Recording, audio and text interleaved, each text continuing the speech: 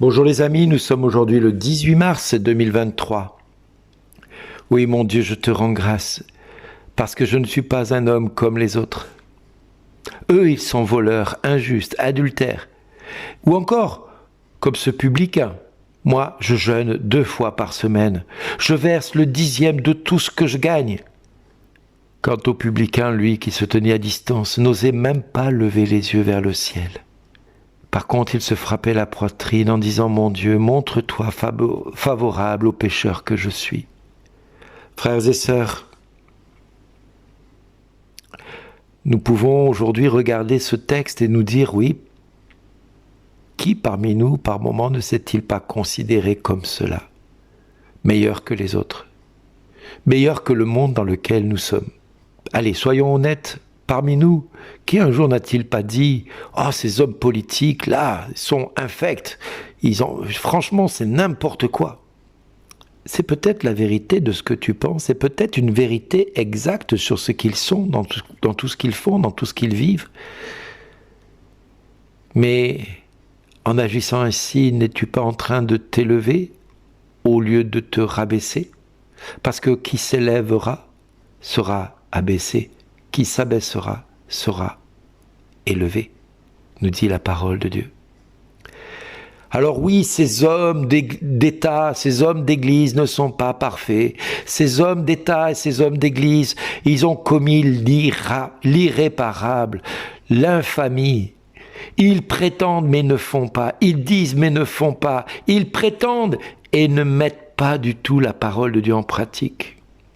Et le Seigneur nous dit à chacun de nous, ne fermez pas votre cœur, mais écoutez la voix du Seigneur. Ne méprisez pas vos frères et vos sœurs qui sont dans le monde. Ne les rejetez pas, parce que le Seigneur veut notre fidélité et non le sacrifice.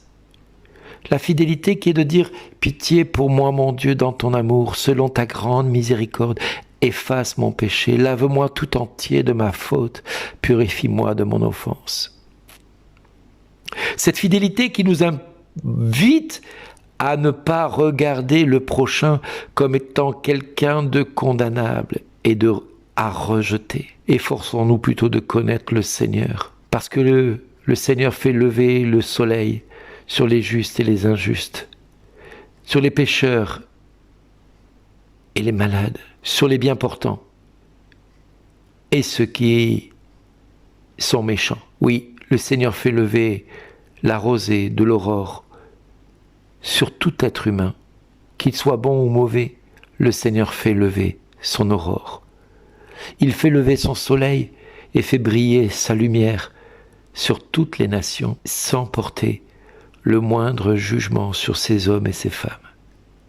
Il les invite tous, comme il nous invite tous, à nous convertir et à renoncer au péché, afin de ne pas subir le jugement que nous allons porter sur nous-mêmes, parce que le jugement, Dieu ne le portera jamais, puisque son jugement est miséricorde. Mais par contre, il va nous montrer notre tas de vie, et là, nous allons avoir une prise de conscience face à la sainteté de Dieu, face à la grandeur de Dieu. Cette prise de conscience qui va nous faire comprendre combien nous sommes injustes et pas dignes d'être dans le royaume de Dieu. C'est nous qui allons nous sanctionner face à cette prise de conscience que Dieu va nous faire avoir. Il va nous montrer notre vie. Et quand nous allons voir notre vie de pécheurs que nous sommes ou pécheresses que nous sommes, alors il va nous dire, regarde qui tu es, ce que tu fais, ce que tu dis. Voilà ma parole, voilà ce que toi tu fais. Penses-tu être en conformité avec cette parole? Tu aimeras ton prochain comme toi-même. Et là, nous avons la possibilité de dire oui, nous avons la possibilité de dire non. De toute manière, Dieu ne nous jugera pas, mais il nous montrera simplement notre réalité, avec la vérité qui va nous rendre libres, cette vérité qui va nous faire prendre conscience que nous sommes nous-mêmes dans un état de condamnation possible par nos propres regards à nous sur les autres. Parce que ce que nous avons fait pour les autres sera valable pour nous-mêmes également. Le jugement que nous apportons sur le frère ou sur la sœur qui fait ceci ou qui fait cela, c'est sur nous-mêmes que nous allons le porter. Alors nous avons la possibilité de rejeter cette parole et de se dire, mais Seigneur, je peux pas changer, c'est pas possible, c'est plus fort que moi. Alors je vais offrir toutes sortes de sacrifices, je vais jeûner, je vais faire ceci, je vais faire cela. Et toi, tu nous dis, si j'offre un sacrifice, tu n'en veux pas, tu n'acceptes pas d'holocauste.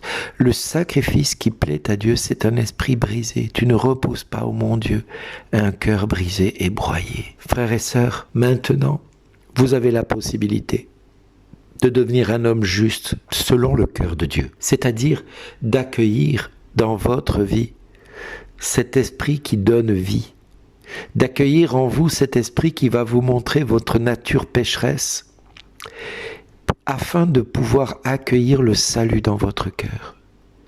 Et ensemble, je vous invite à répéter après moi.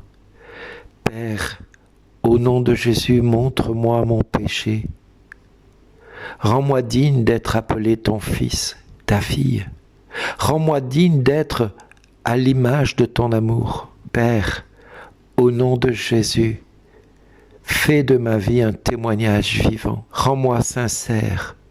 Rends-moi honnête envers toi et envers mon prochain. Donne-moi de t'aimer de tout ton cœur, de tout mon cœur, de toute ma force, de tout mon esprit, de toute mon âme. Donne-moi de t'aimer, Seigneur, envers et contre tout, et de te préférer à tout, Seigneur. Aide-moi à me repentir réellement. Merci, Père, dans le nom de Jésus. Et merci à vous d'exister. Au revoir.